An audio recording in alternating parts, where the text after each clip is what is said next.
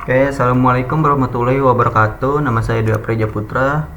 Di sini untuk LFS ini dari awal tidak saya record, saya lupa. Nah, di sini udah masuk ke base version di mana kita mendownload dan memvertifikasi fake dan source-nya. Bisa dilihat di sini saya sedang memvertifikasinya. Nah, di awal pembuatan LFS saya menggunakan Arch Linux. Nah, dimana sebelumnya saya tidak merecord, jadi di Linux itu saya mengasih settingan untuk RAM-nya ada di 8 GB dibutuhkan dan penyimpanannya sekitar 25 GB. Nah, saya sana menyeting karena saya lupa record, jadi saya jelaskan di awal. Nah, untuk 25 GB itu dibagi lagi ada 6 penyimpanan, dan yang penyimpanan free space atau space kosong itu sekitar 10 GB untuk LFS ini. Sisanya itu untuk fake di Arch Linux. Oke, sekarang kita lanjut aja. Oke, di sini saya clear dulu dan saya cek base versionnya. Nah, kita lihat di sini. Nah, ini tidak ada not found atau oke semua, tapi di sini saya menggunakan bahasa Spanyol jadi agak berbeda. Oke, nggak apa-apa, kita lanjut. Oke, di sini saya menggunakan buku panduan dari LFS book di sini. Nah, dan fake atau source ini saya ngambil dari website sini ya. Jadi di sini ada beberapa chapter dan saya recordnya baru di chapter 2 di bagian of system. Oke, kita lanjut. Nah, di sini saya ngecek fdisk-nya atau penyimpanan di Linux ini.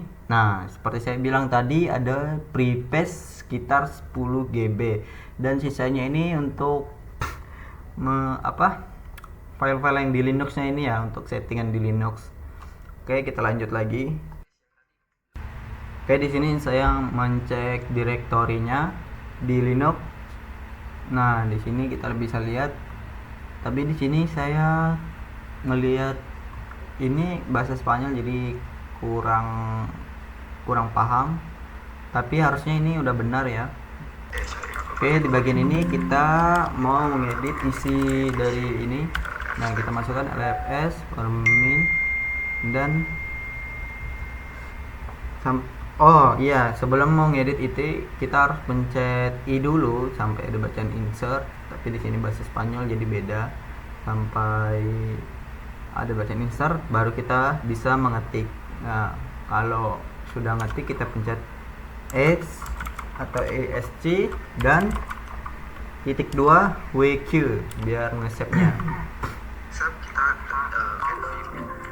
Oke, di sini kita lanjut lagi masuk ke disknya. Nah,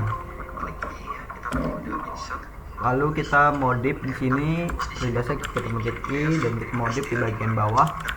Itu kita masukkan SDA sesuai kita nyiapkan 10 GB giga tadi.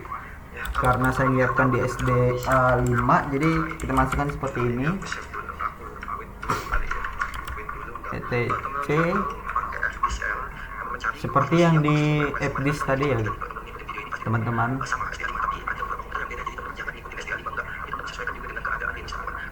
Oke, kita skip dulu di sini. Oke, setelah kita masukkan sumber 10 GB tadi, untuk nge-save-nya kita pencet X dulu, terus baru titik 2, terus WQ. Oke, kita lanjut.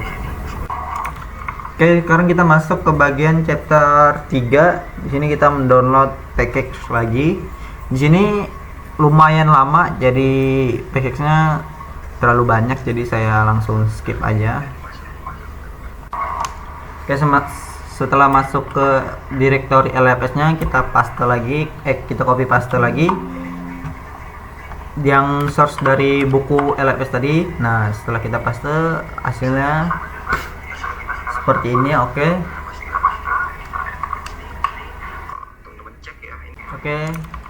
selanjutnya kita tinggal masuk ke directory LFS lagi.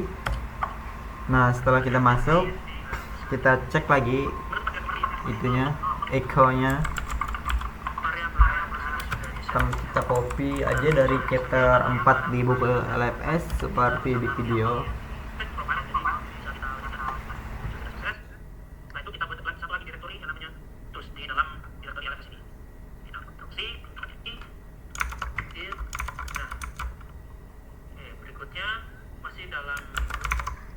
Kita pakai ini LFS untuk menambahkan usernya saudara ya. Pas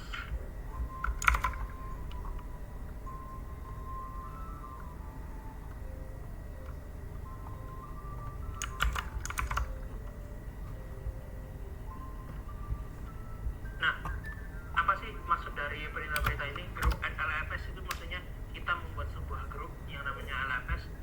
Di grup LFS ini kita melakukan user add -s bin -s.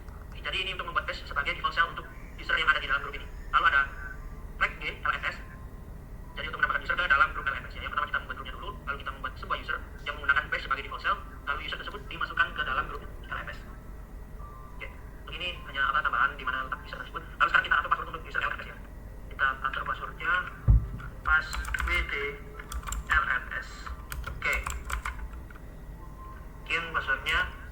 Terserah teman-teman, tapi teman-teman harus ingat passwordnya. Untuk di sini saya akan masukkan password saya.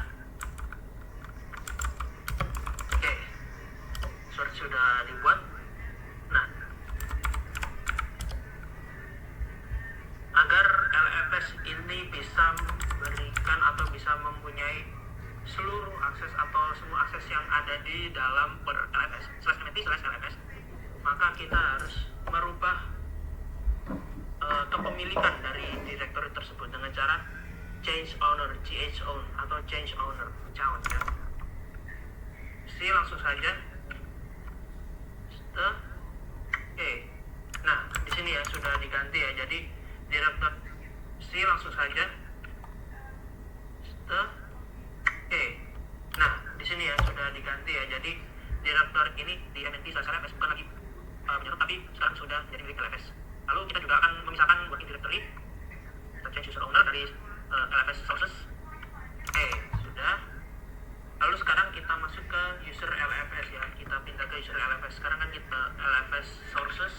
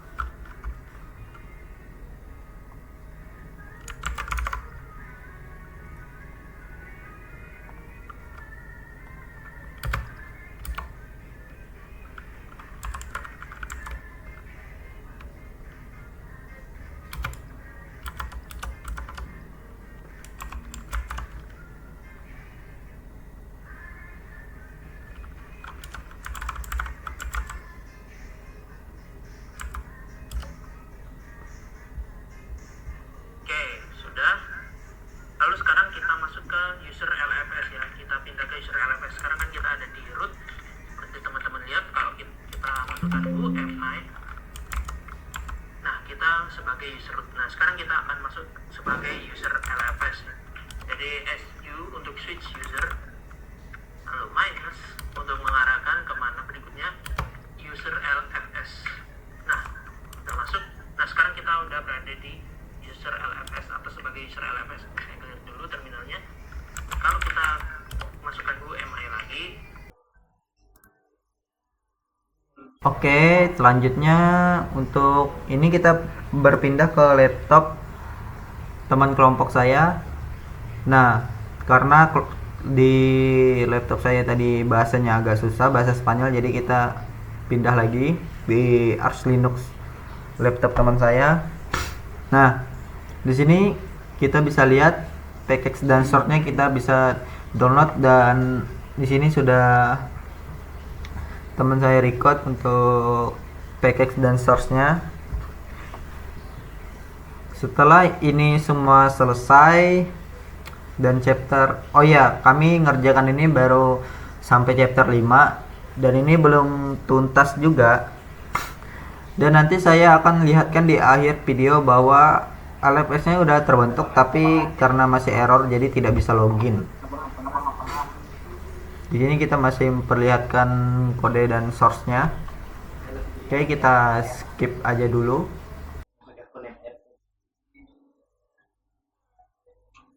Habis baterai bangsat. Ayo. Oke, setelah package atau source ini di booting, lalu di Arch Linux ini muncul satu user lagi yang namanya LFS ya. Nah, tapi kekurangan di sini tidak bisa login. Kami tidak tahu permasalahannya apa. Yang pasti kami sudah mengikuti dari sumber buku itu. Entah emang ada yang salah atau apa. Oke, sekian video dari kelompok kami. Saya Dwi Apreja Putra dan teman saya Marcel J. Leon.